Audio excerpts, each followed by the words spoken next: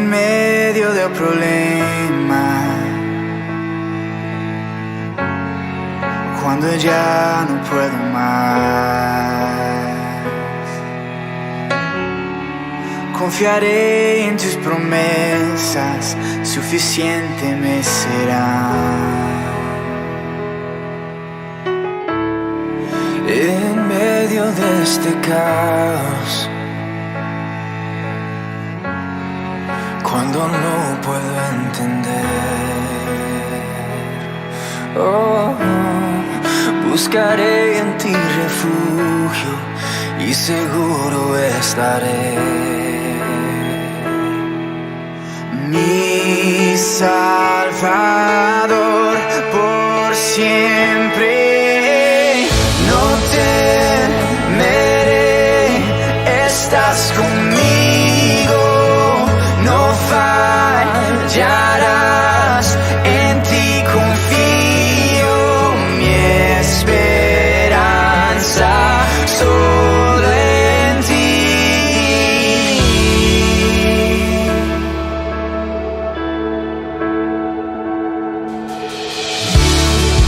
Quebrantado en el silencio, puedo oírte susurrar. No estás solo en tus problemas, contigo siempre voy a estar. Mi Salvador por siempre. No temeré, estás conmigo, no fallarás, en ti confío, mi esperanza solo en ti. El día en que no tenga fuerzas, serás Jesús, mi fortaleza, mi esperanza solo en ti.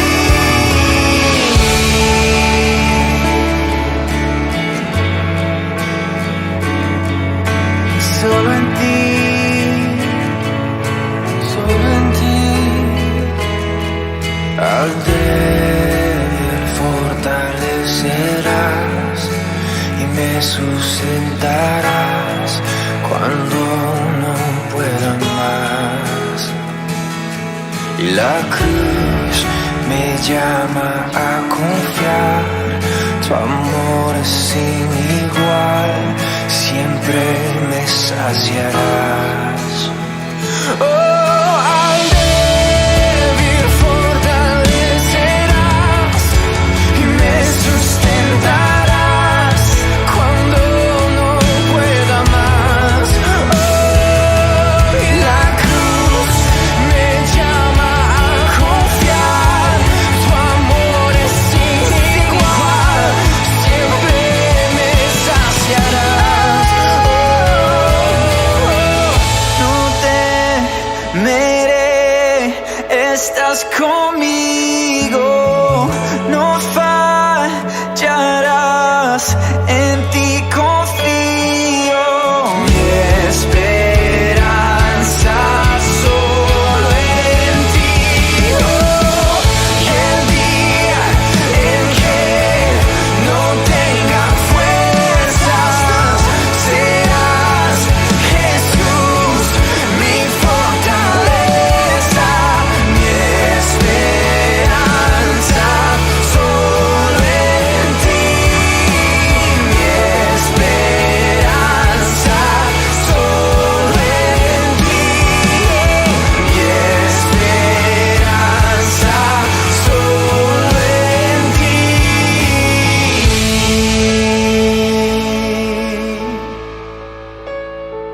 Solo en ti.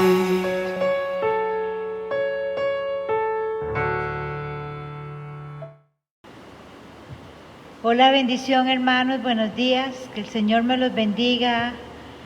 Un abrazo aquí a la distancia, aquí en el templo Dulce Refugio.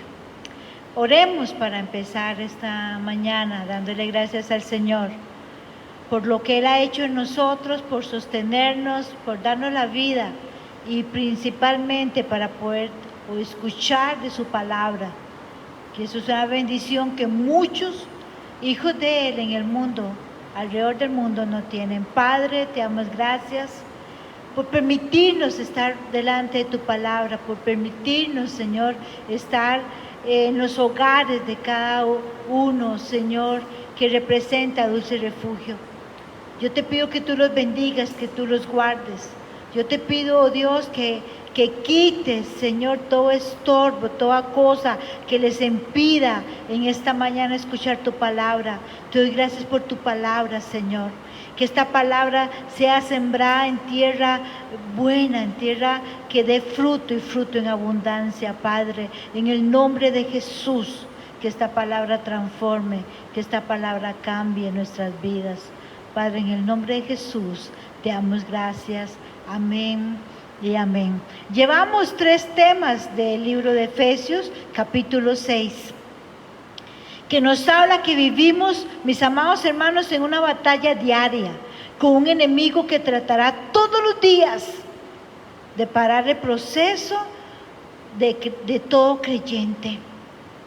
Creo que hasta antes de conocer a Cristo, mis amados hermanos, el enemigo hizo de todo para destruirnos, para que fuera más difícil escuchar la voz de Dios a través del Espíritu Santo cuando Dios nos llamó a conocer a nuestro Señor Jesucristo. Vemos en los evangelios que este enemigo también se enfrentó a Jesús para que no cumpliese su propósito por el cual Él vino aquí en la tierra. ¿Y cuál es esta batalla? Lo hemos visto durante estos 2 temas anteriores. Permanecer firmes, como dice Efesios capítulo 6, versículo 11. Resistiendo contra las trampas del enemigo, resistiendo contra las mentiras del enemigo y peleando por la posición, defendiendo la posición que el Señor nos dio. Para eso necesitamos, entonces, hemos estado viendo estos domingos, estar vestidos de toda la armadura de Dios. Vimos también que mi responsabilidad principal es defender la posición que Dios nos dio el día que aceptamos a nuestro Señor Jesucristo. Permanecer firmes en su palabra, permanecer firmes en la fe, permanecer firmes con nuestra relación con Dios, permanecer firmes con nuestras familias, permanecer firmes en nuestros ministerios, en nuestros llamados y en nuestra iglesia. Vimos que debemos estar conscientes que el enemigo se niega a aceptar su derrota, pero no debemos tener temor, porque pertenecemos al Señor y Él nos guarda. ¿Cómo permanezco firme, resistiendo entonces, teniendo un camino dignamente en Cristo Jesús?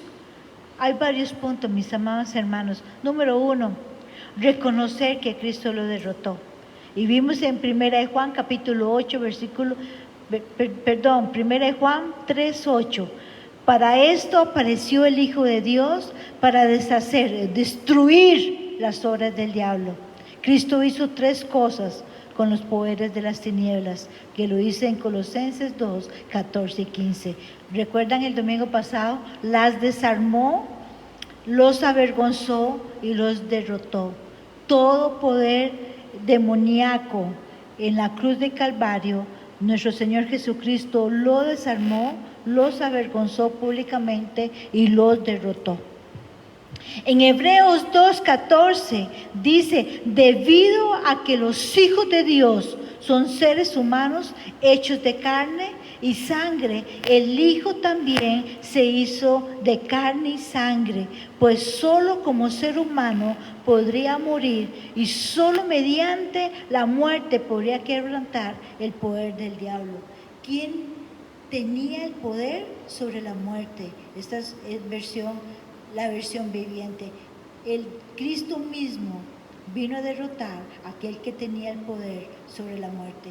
2, reconocer que el mismo poder que derrotó al enemigo también está en nosotros. Y 1 Juan 4:4 dice: hijitos, vosotros sois de Dios y lo habéis vencido, porque mayor es el que está en vosotros que el que está en el mundo. Amén. Yo espero que usted diga amén. Mayor es el que está en mí. Es el mismo poder que derrotó al enemigo en la cruz de Calvario. Es el mismo poder que está en nosotros. 3, resista al enemigo. ¿Cómo? 1 Pedro 5:8 dice ser sobrios. Y cuando la palabra dice sobrios, significa reconozca sus prioridades, esté comprometido con lo que es más importante, y velad, estar atento, porque vuestro adversario el diablo, como león rugiente, anda alrededor buscando a quien devorar, al cual resistir firmes en la fe, sabiendo que los mismos padecimientos se van cumpliendo en vuestros hermanos en todo el mundo. Entonces, ¿cómo resisto? Efesios 4:27 me da la respuesta: no deis lugar al diablo. No deis lugar al diablo. ¿Qué significa? El enemigo tiene algún lugar en tu vida, mi amado hermano. No le eche la culpa a la suegra, no le eche la culpa al jefe, no le eche la culpa a los hijos, ahora porque todo el mundo está en la casa. Échese la culpa a usted, porque fue usted que le dio lugar al diablo.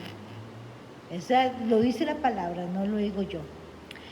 Según de Corintios 2:11 dice: para que Satanás no gane ventaja alguna sobre nosotros, pues no ignoréis sus maquinaciones. ¿Qué significa? Esté consciente, cierre puertas, asegúrese de conocer las estrategias que el enemigo usa.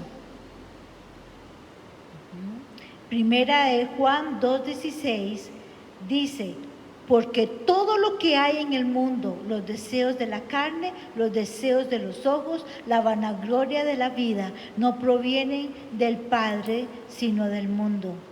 ¿Qué va a usar el enemigo sobre nosotros?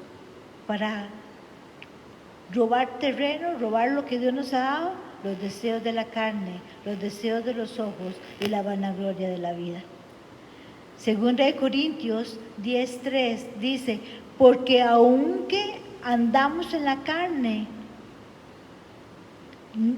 somos humanos, es lo que está diciendo. Aunque andamos en la carne, está diciendo, aunque somos humanos, no militamos según la carne, no luchamos como los humanos, porque las armas de nuestra milicia no son carnales, no son armas de este mundo, sino son poderosas en Dios para destrucción de fortalezas, armas espirituales que vienen de Dios para destruir pensamientos puestos por el enemigo, un enemigo espiritual. Mis amados hermanos, les acabo de dar todo un resumen. Todos estos principios que acabamos de leer en la palabra se resumen en Efesios capítulo 6, del 11 al 17. El apóstol Pablo nos habla de un soldado romano que se prepara para la batalla y para permanecer firmes, resistiendo en pie. Lo vimos primeramente: amárrese bien el cinturón, métase bien la ropa, suelta, sujétese bien, que significa tener un compromiso con la verdad, un compromiso con Dios real, un compromiso con la santidad, y vivir una vida digna de todo creyente. En el versículo 14 también vimos de Efesios capítulo 6, la segunda parte del versículo nos habla sobre la coraza de justicia, que fue lo que vimos al final del domingo pasado. La coraza protegía órganos vitales, que era el corazón y las entrañas. Vimos que el corazón representaba la mente y las entrañas, las emociones. Son las áreas que el enemigo va a estimular, provocando, incitando, para que lleguemos a pecar con pensamientos malos, emociones malas. Va a tratar de sacar esa naturaleza pecaminosa que está dentro de nosotros y que lucha todos los días por salir. Vea el clamor de Dios en el libro de Primera de Pedro 1:16, que nos dice: ser santos porque yo soy santo. Esa frase es un clamor. ¿Qué es lo que dice? Nos está clamando, nos está diciendo, nos está pidiendo ser santos porque yo soy santo. En otras palabras, sean apartados como el Dios que soy yo. Él es apartado de todo pecado. Entonces vivan ustedes una vida apartada de todo pecado. Vivan diariamente una vida santa, apartados para Dios, para llegar a ser justos. Y si hay pecado, confiésalo, lo vimos la semana pasada, arrepiéntate y déjalo. No hagan al revés, no le den remordimiento, porque muchos les da remordimiento, lo medio confiesan, pero no lo dejan. Confiésalo, arrepiéntate y déjalo. Ese es el proceso. Segunda de Corintios, capítulo 7:1, dice: limpiémonos entonces de toda contaminación de carne y de espíritu, perfeccionando la santidad en el temor de Dios. Eso es un resumen de introducción de lo que hemos estado viendo todos estos domingos. El tema de hoy es: póngase el calzado. La mayoría de mujeres, yo soy así franca, ¿nos gustan qué? Los zapatos. Siempre no tenemos zapatos, y por eso lo digo, porque vamos a hablar de zapatos esta mañana. Efesios capítulo 6, versículo 15 dice: y calzaos los pies con el apresto del evangelio de la paz. En la versión viviente dice: póngase como calzado la paz. Vea cómo cambia.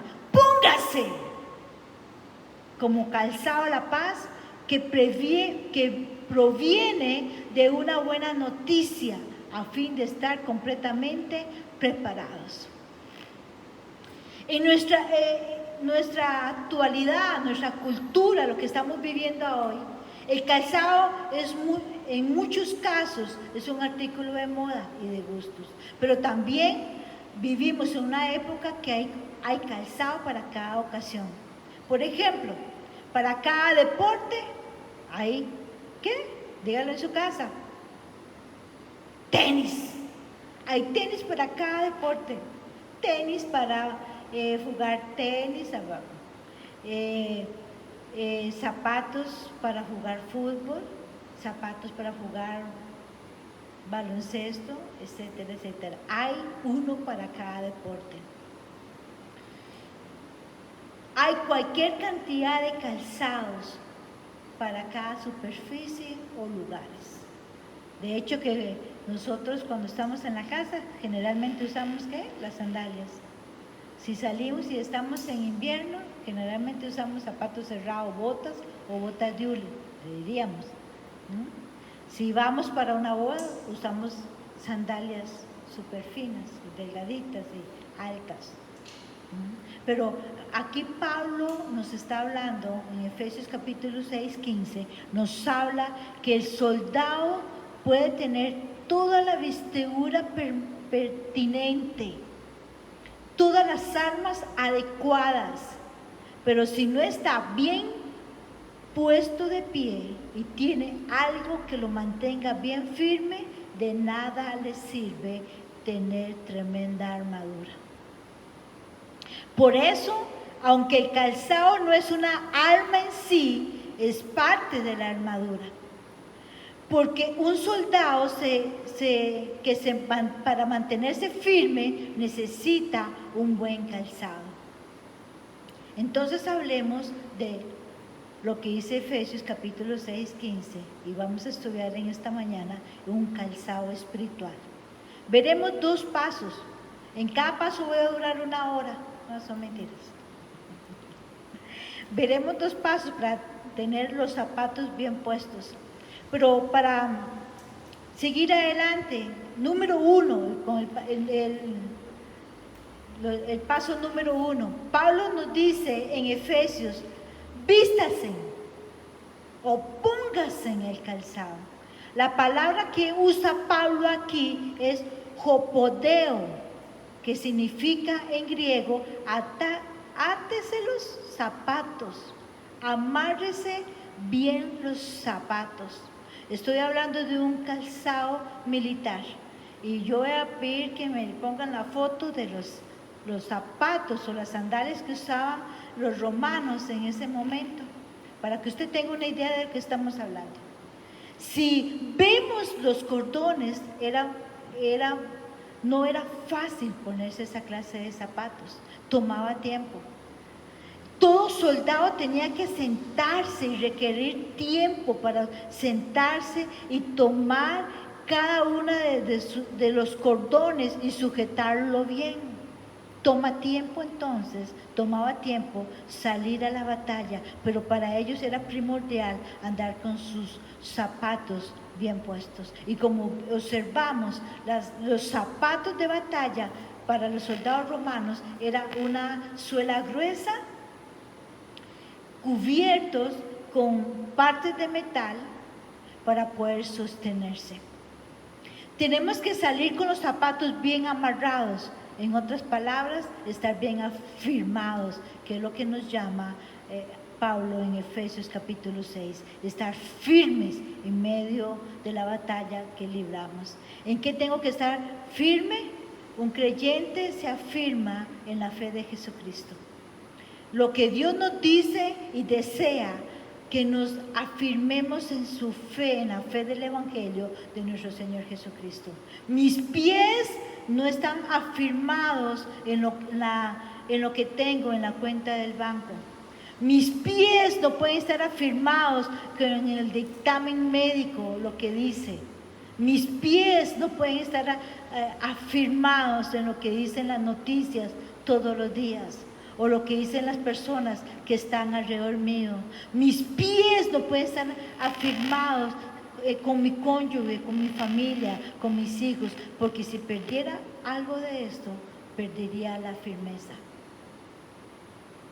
Amén. Yo espero que usted diga amén. Mis pies entonces tienen que estar bien afirmados en lo que yo creo en Cristo Jesús.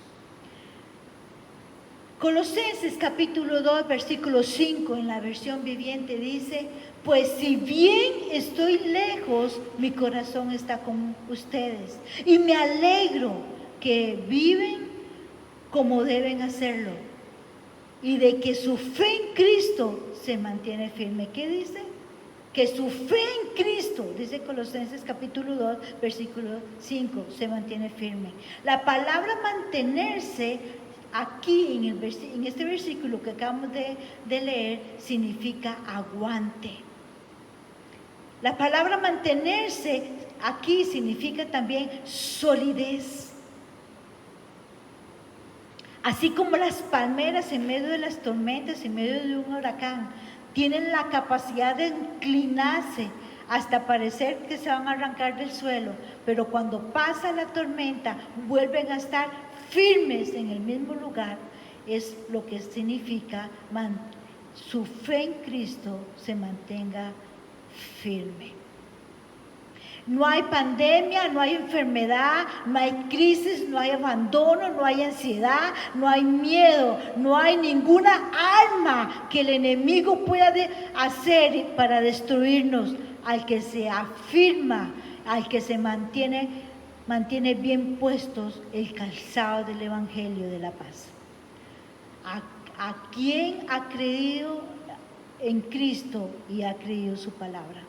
La palabra firmeza en griego es la palabra esteoroma, que significa estabilidad. Estamos viviendo tiempos de mucha inestabilidad, mis amados hermanos, ustedes lo saben. No sabemos qué va a pasar mañana con el país, con la pandemia, con la economía. No sabemos qué va a pasar con nuestra iglesia. No sabemos cuándo vamos a poder abrir, o tenemos más de 6 meses de estar sin congregarnos. Hay una instabilidad que se siente día tras día. Hoy en día se tiene que cumplir lo que la palabra dice. Y yo espero que tome usted esta palabra es para usted, mi amada hermana. Mi amada hermana, mi hermosa, que está ahí viéndonos. Esta palabra tómela como un rema para ustedes en esta mañana. Salmo 125:1 dice: los que confían en Jehová son como el monte de Sión, que no se mueve, sino que permanece para siempre. ¿Cómo son los que confían en Jehová? Son la gente que permanece, la gente que no se mueve, que permanece para siempre en Él. Y si tienes el calzado del Evangelio, va a poder temblar la tierra, pero te vas a mantener firme. Porque no has creído en un gobierno, no has creído en tu banco, en tu tarjeta de crédito. No has creído en tus propias fuerzas, has creído en Cristo Jesús. En eso has creído y por eso te has mantenido y eres como el monte de Sión que no se mueve, sino que permanece para siempre. Él es el que cree en el Evangelio de Cristo Jesús, se va a mantener firme hasta el final. Así Pablo le hablaba a los colosenses y nos habla a nosotros a través de la palabra en esta mañana. En el Antiguo Testamento encontré un ejemplo de un guerrero de David, impresionante guerrero. Él era el tercero en rango y se llamaba Sama. En 2 Samuel capítulo 23, versículo 12, dice lo siguiente, dice: Sama, el tercer guerrero de David en rango, dice, quien se plantó firme, escucha la palabra, quien se plantó firme en medio de su campo de lentejas y peleó solo, porque todos sus compañeros huyeron frente a los filisteos, pero Sama estuvo firme y el Señor le dio la victoria. Yo lo invito a usted en esta mañana a que usted cambie su nombre por Sama y ponga su nombre personal. En la última parte del versículo donde dice, pero Sama se mantuvo firme y el Señor le dio la victoria. Yo, en el nombre de Jesús, lo declaro para mi vida y lo declaro para cada uno de ustedes. Voy a cambiar el nombre de Sama por mi propio nombre. Sandra se mantuvo firme y el Señor le dio la victoria. Díganlo ahí. Mi Lady se mantuvo firme y le dio la victoria. Matías se mantuvo firme y le dio la victoria. Andrés se mantuvo firme y le dio la victoria. Cambie su nombre, dígaselo a usted. Se puede imaginar a Sama rodeado de enemigos, solo lo abandonaron, dice la palabra, pero se paró en el centro, en el medio. Él no se paró a un lado, no se paró en la esquinita, él no se paró con miedo. Todo aquel que tiene bien puestas las botas siempre se va a parar en el centro, firme en el centro de la voluntad de su Dios que le da la victoria. Firme, puesto en pie. El que tiene bien puestos el calzado, sabe dónde está su fe, sabe dónde pararse firme, sabe pelear y defender lo que Dios le ha dado. No hay gigante, mis amados hermanos, no hay noticias, no hay economía, no hay pruebas, no hay desánimos, no hay pandemia, no hay virus, porque sabe que estuvo firme y el Señor le dio la victoria. Por eso Pablo dice, póngase el calzado y esté firme dentro del Evangelio de la paz. Hablemos un poco de la palabra paz entonces. Paz en griego es eirene, que significa 3 palabras. Paz en griego es eirene, se lo repito, que significan 3 palabras. Número 1 significa bienestar. Bienestar significa estar bien. Todos deseamos estar bien, o alguien desea estar mal. Nadie desea estar mal. Todos deseamos estar bien. 2 significa prosperidad, y esta prosperidad es la que habla el apóstol Pablo en 3 de Juan 1:2, que dice: amado, yo deseo que tú seas prosperado en todas las cosas y tengas salud, así como prospera tu alma. Entre más próspera sea nuestra alma, más prósperos vamos a ser en las demás otras cosas. Este pasaje, este versículo es muy parecido en el que dice el Evangelio, donde dice: busca primero el reino de Dios y su justicia, y todas las demás cosas serán añadidas. Y la tercera palabra que significa paz es unir o reconciliar. Significa es estar o poder estar unidos o reconciliados. Lo más importante para un soldado es estar unido, reconciliado en paz con su general mayor. En este tiempo que vivimos es primordial, mis amados hermanos, es tener paz con nuestro Dios. Amén. Algunos creen que tener paz es tener dinero en el banco, pero si no hay paz con Dios, tu alma estará atormentada, aun con todo el dinero y los millones y los euros y los dólares que pueda tener un ser humano. Si no tiene paz con Dios, su alma estará atormentada. Otros esperan sentirse bien físicamente y dicen: no, yo tendré paz y tranquilidad cuando sea sanado de esta enfermedad. Pero si no hay paz, no está en una relación profunda y tener una reconciliación con Dios, siempre va a haber algo más y siempre va a salir algo mal. Hay uno de los ejemplos que más a mí me gusta con respecto a la paz, y le preguntaron a 3 pintores que ellos pintaran 3 maneras en que ellos veían la paz, en que ellos reflejaban el sentimiento de paz. Y el primer pintor pintó una casa muy hermosa en medio de la pradera, y uno veía el cuadro y se podía casi escuchar los sonidos de la naturaleza. Para ese pintor, eso era paz. El segundo pintor pintó unas ovejas pastando al lado de un arroyo con un pasto verde en un silencio increíble, que se podía casi escuchar el ruido suave de las aguas. Y él dijo: para mí esto es paz. El tercer pintor pintó un mar embravecido, golpeando sobre las rocas. Las olas de 2 metros pasaban sobre las rocas, y pintó dentro de las rocas una paloma, pero las olas no golpeaban la paloma. Y este pintor dijo: para mí esto es paz.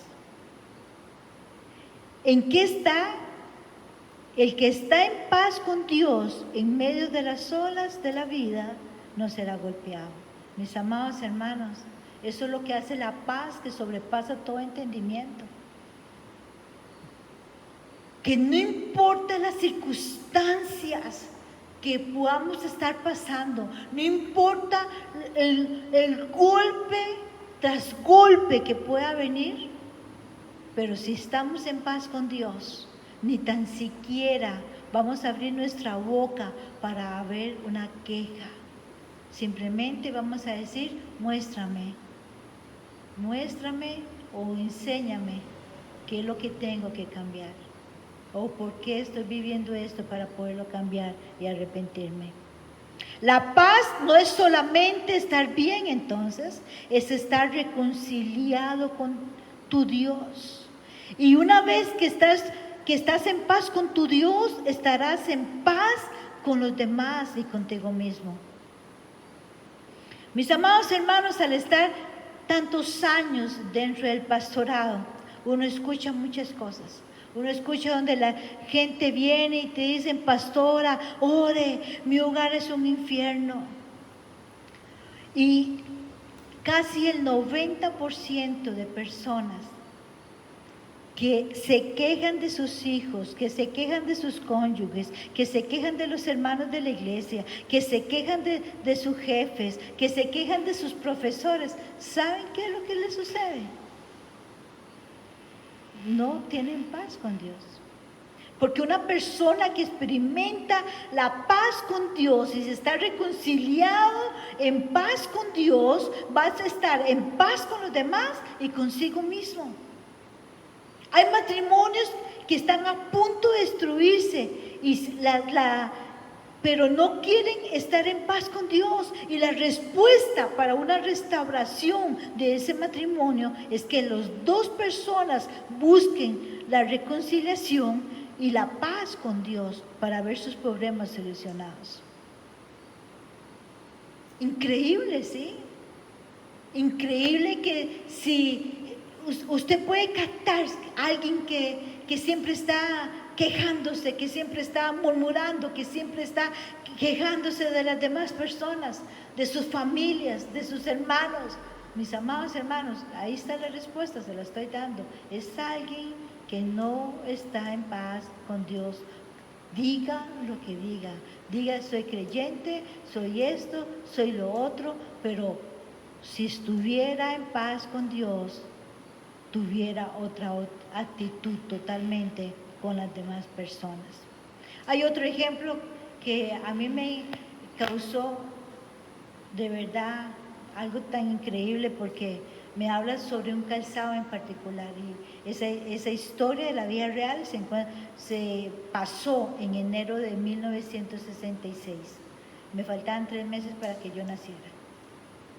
En enero de 1966, soldados americanos y australianos se unieron para ir a Vietnam, ya que no sabían qué provocaba que miles y miles de soldados estaban muriendo y no encontraban la razón por qué. Llegaron a Vietnam a hacer una operación llamada Crispy, algo así. Llevaban 3 días en marcha. Y los hombres estaban totalmente cansados. El sargento Stewart Green se sienta a descansar. Al instante dice que se levanta asustado creyendo que fue picado por un escorpión. Cuando mira bien qué era lo que lo había picado, se dio cuenta que lo que lo había picado, creyó que lo había picado, había sido un clavo puesto hacia arriba y comenzó a examinar que había muchos clavos bajo la maleza y que debajo de esos clavos, mis amados hermanos, eran entradas a túneles que en Vietnam se les llamaban los túneles del terror.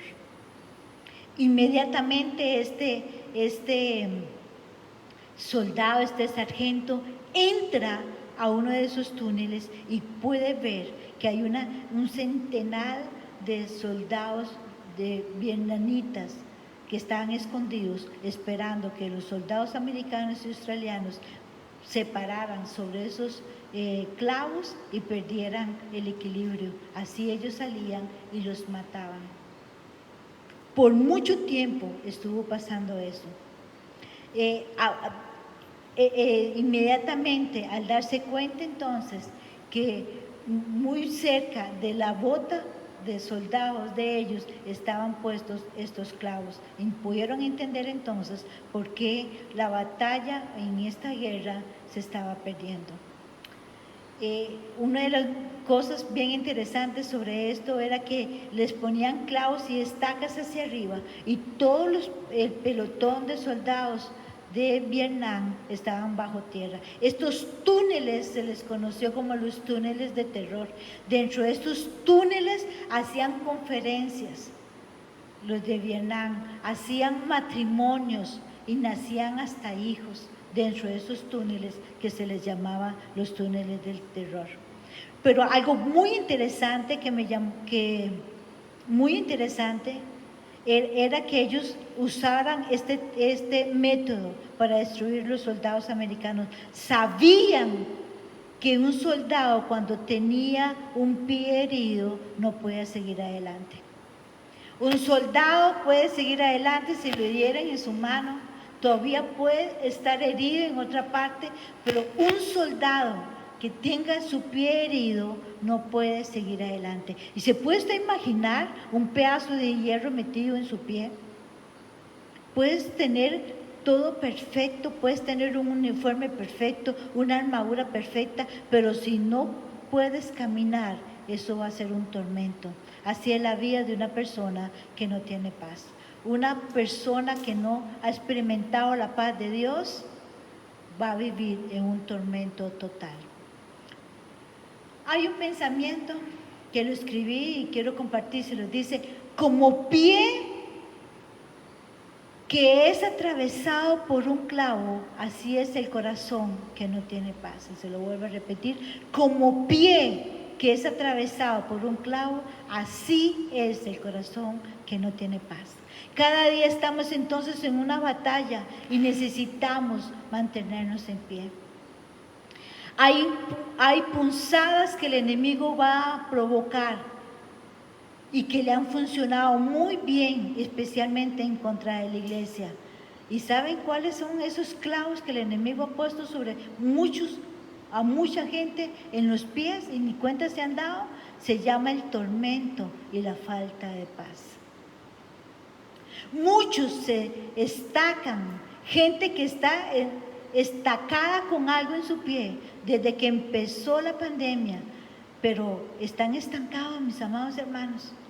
Ya dejaron de leer la Biblia, ya dejaron de orar, ya dejaron de meterse a las transmisiones, ya están muy ocupados con otras cosas. Mucha gente está estancada, mis amados hermanos, porque sencillamente no se han dado cuenta que no andan bien puestos los zapatos del Evangelio de la paz. Un soldado para ir al ejército no va a Walmart a comprar botas. ¿Sabe quién le da al soldado para ir al ejército las botas? El mismo ejército, su general, se las da. Igual nosotros no podemos obtener paz, porque el único que nos va a dar la paz, ¿de dónde va a venir? De nuestro Señor Jesucristo, no del mundo, no de lo que nosotros creemos que pueda simbolizar estabilidad o seguridad. Esa paz solo Cristo la da. El mismo Cristo en Juan 14:27 nos dijo, la paz les dejo, mi paz les doy. Yo no se las doy a ustedes como la del mundo. Sí. ¿Cómo la da el mundo la paz, mis amados hermanos? Si hay dinero, hay paz. Si hay salud, si tengo trabajo, si tengo salud, si tengo pareja, si tengo novio, ahí sí tengo paz, pero hemos visto que eso no es la paz. Por eso Jesús nos dijo, no se angustien ni se acobarden. La paz que les dejo, mi paz os doy. O sea, ¿de dónde es que usted va a tener paz? En medio de todo lo que podamos estar viviendo, solamente de nuestro Señor Jesucristo. Romanos 16:20 en la versión viviente dice: el Dios de paz pronto aplastará en breve a Satanás bajo los pies de ustedes, y la gracia de nuestro Señor Jesús sea sobre ustedes. Vean qué alma tenemos nosotros, más increíble. ¿Cuál es? Según el versículo de Romanos 16:20, el Dios de paz va a hacer ¿qué? A poner el enemigo bajo tus pies. Así que si usted quiere, como simbolismo, pántele la cabeza. Cuando Jesús dijo, mi paz os dejo, significa que nosotros vamos a caminar en paz. Cuando caminemos donde vayamos, vamos a impartir paz. De todo lo que tenemos, damos. No podemos impartir un evangelio que no vivimos. Y la pregunta sería en esta mañana, si la palabra dice, y Jesús mismo dijo, mi paz os dejo, ¿por qué yo no tengo paz? ¿Por qué la gente que vive a mi lado no percibe la paz? ¿Por qué si yo estudio, la gente que estudia conmigo no percibe la paz? O mis compañeros de trabajo no perciben la paz. Porque no podemos impartir un evangelio que no vivimos, mis amados hermanos. Y dice, póngase en el calzado del evangelio de la paz. Póngase el calzado del evangelio de la paz. Por eso Pablo dijo, amárresen las botas, amárrese en el calzado. En otras palabras, chiquillos, apliquen lo que saben. Ustedes no pueden dar de lo que ustedes no tienen. Y yo siempre lo digo en mi casa y con mi familia. Yo en mi vida he tomado decisiones que me han dolido tomarlas, pero las he tomado basado a que si yo persisto en no tomar esas decisiones, aunque me duela, voy a perder algo para mí que es muy valioso. Y para mí una de las cosas más valiosas que un hijo de Dios puede tener es experimentar la paz con Dios y la paz consigo mismo, y así podrá experimentar la paz con los demás y impartir la paz en donde quiera. Qué lindo es escuchar gente decir que, ay, a mí me encanta hablar con tal persona, porque yo hablo con esa persona inmediatamente yo me siento tan tranquilo. Pero usted escucha a otra gente decir, uy, no, con tal creyente a mí no, porque yo salgo con una angustia, yo salgo como con algo que me echaron en la espalda. No podemos dar lo que nosotros no vivimos. Algunas personas cuando escuchan, póngase el apresto del evangelio. Y quiero aclarar algo aquí. Entonces todo el mundo dice, póngase el apresto del evangelio, y usted escucha a la congregación decir, amén, Padre, heme aquí, envíame a mí, porque todo el mundo cree que está hablando de ir a evangelizar. Y entonces usted escucha a la gente, envíame a mí, Padre, a Francia. Yo quiero ir a evangelizar a Francia. Bueno, tal vez ahorita en este tiempo de pandemia, tal vez mucha gente, pero sí, vea que ya vienen gente hasta de turistas a Costa Rica. Yo me imagino que igual que gente de Costa Rica que puede y su economía se lo permite, va a salir a otros países. Pero cuando vuelvo a repetir, hay gente que cuando escucha, póngase el apresto del evangelio, entonces dice, heme aquí, Padre, envíame a Europa a evangelizar. Envíame a Italia, yo diría Italia. Y mis amados hermanos, voy a hacer, ¿por qué lo digo? Con respecto al apresto del evangelio, porque voy a hacer una aclaración. Por años y años, este versículo de Efesios capítulo 6:15 se ha unido al versículo de Romanos 10:15, donde dice, ¿cómo predicarán si no fuesen enviados?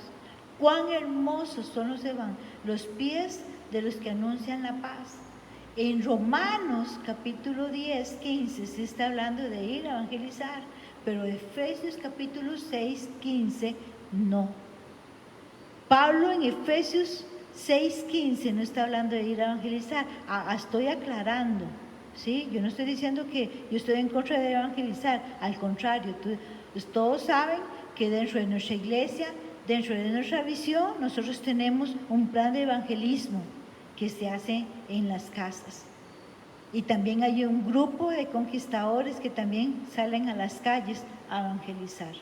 Pero aclaro los dos pasajes, cuando se habla del apresto, póngase el apresto, el calzado del apresto del Evangelio de la paz, no está hablando de ir a evangelizar.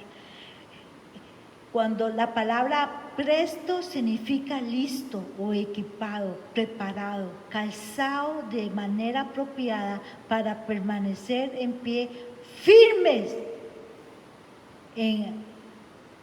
frente al enemigo. Vean qué diferente lo que significa en griego apresto, listo o equipado, preparado, calzado de tal manera apropiada para permanecer de pie, firmes frente al enemigo. En 1 Corintios 16, 13 dice la palabra, estén alerta, permanezcan firmes en la fe, sean valientes, sean fuertes. Estar firmes en la fe es estar de pie, no irse, no moverse, no caernos, no resbalarnos cuando estamos bajo guerra. No hacer de lo que hicieron los compañeros de Sama, que salieron huyendo y lo dejaron a él peleando y defendiendo el terreno de lo que tenían sembrado. Pero no puedes pensar en evangelizar al mundo si no vives el evangelio real. Porque qué fácil es ir a evangelizar, mis amados hermanos, donde nadie te conoce. O sea, qué fácil ir de misioneros a Francia y que te traduzcan y usted comente allá y usted llegue a otros lugares y haga coreografías y predique, porque usted nadie lo conoce. Por eso este versículo de Efesios 6, 15 no significa ir a evangelizar. Le dejo este pensamiento: el primer lugar para vivir el evangelio es en su casa. Y el primer día para poner en práctica lo que usted escuchó hoy domingo en la prédica son los lunes. En el templo es muy fácil vivir el evangelio. Dios llama a su pueblo a vivir el evangelio en su casa. ¿No es cierto que es lo que estamos viviendo ahorita? ¿No es cierto que Dios permitió toda esta pandemia porque Dios está armando de nuevo a su iglesia que estaba totalmente distraída espiritualmente? Dios está llamando a una iglesia a que evangelice en su casa, a que tenga paz en su casa, a que los que vivan con usted deseen conocer a Cristo. ¿No es cierto que Dios te ha llamado a eso? ¿No es cierto que tus hijos necesitan ver en ti el Dios que tú dices tener? ¿No es cierto que tus padres necesitan ser salvos? ¿Tus hermanos necesitan ser salvos? Porque necesitan ver de ti que tú estás calzado con el evangelio de la paz, y la paz que sobrepasa todo entendimiento, es el único que puede dar esa paz, es Cristo Jesús. ¿Sabes una cosa? Entonces, tú crees, o lo que tú crees no es lo que oyes. Tu credo es la práctica que tú haces diaria de la palabra de Dios. No digas que crees en el evangelio cuando te irritas, cuando abres tu boca y tiras palabras sabiendo que lastimas y hieres a las personas que están alrededor de ti. Cuando no ven en ti paz, ni paciencia, ni amor, ni templanza. La paz que hay en ti será tu testimonio. Y en este tiempo, mis amados hermanos, va a traer a muchos a Cristo. Este es el tiempo donde más el Espíritu de Dios a través y nuestro Señor Jesucristo nos está llamando a ponernos el Evangelio de la paz, al calzado del apresto del Evangelio de la paz. ¿Por qué? Porque la gente que está afuera, la gente que no conoce al Señor, la gente que está alrededor de nosotros, nuestras familias, niños pequeños, gente que no es creyente todavía, necesita vernos a nosotros firmes, estables y en paz. Y para yo tener paz, como lo dije al principio, necesito primero tener paz con Dios para poder tener paz con los demás. La gente te dirá, usted no ve noticias, usted no escucha lo que está pasando, usted no ve la situación económica, ¿por qué estás tan tranquilo? Ahí es donde se abre la puerta para que usted tenga la oportunidad de tener el calzado de la paz y le hable de Cristo.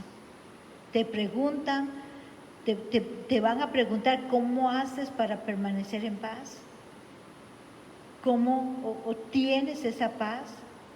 Y la palabra, y termino con esto, ¿cómo hago para obtener esa paz?